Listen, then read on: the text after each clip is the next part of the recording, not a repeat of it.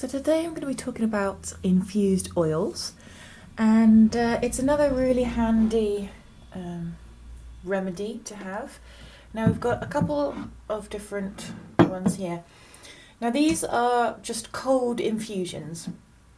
This is chamomile herb. It's been added to the jar, filled to the top with olive oil. It needs to be above the top of the herb to ensure that it doesn't go mouldy, and then that's left for a month. You can just leave it in a cool cupboard. You don't need it to be on a windowsill or anything like that. This is a calendula one, again with olive oil. I personally use olive oil to infuse things just because I am allergic to other oils. Olive oil is really easy to get hold of, a good quality one, so that's why I use it.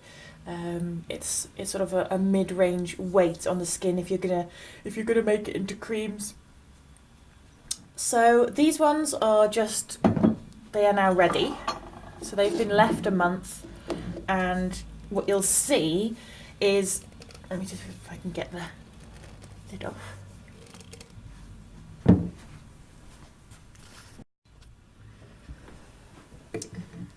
So if we just pop this through the sieve, don't need fancy equipment.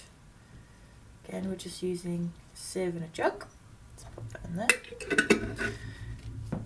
What you'll be able to see, we just press this, is the colour difference. If you look at this, is just a normal olive oil. It's quite a yellowy, golden yellow colour, and if you look at the infused olive oil, it's going orange. It's an orange colour, so you can tell that the properties that we've wanted from the calendula have actually extracted into that oil. Now, a good cold infused oil, if it's from dried plant material that you've put in there, it could easily last a year. If it's kept well, it can last into 2 years. It's important to check for mould. Now, in an oil that you've made, if you've bottled it, you will be able to see it mould floating on the top. It may look cloudy. You may be able to see furry bits growing on the bottom. It's really important to check for mould. Also, you will smell, it smells horrible if it's gone mouldy. So it is important to check those things regularly. If a batch has spoiled, you need to completely throw it away. There is no rescuing it once it's been contaminated. Even for external use, really, you don't want mould in your infused oils. Now, that method takes a month to be able to make. So if you do want to be able to make something quicker, if suddenly you need to be able to make a cream or an ointment and you need that infused oil straight away, there is another method you can use, and that's with a double boiler. So in this, you just have your glass bowl, you put your herb in that you're using. In this case, you've just put calendula in here. You cover it with olive oil, and then you leave it on a very, very low heat.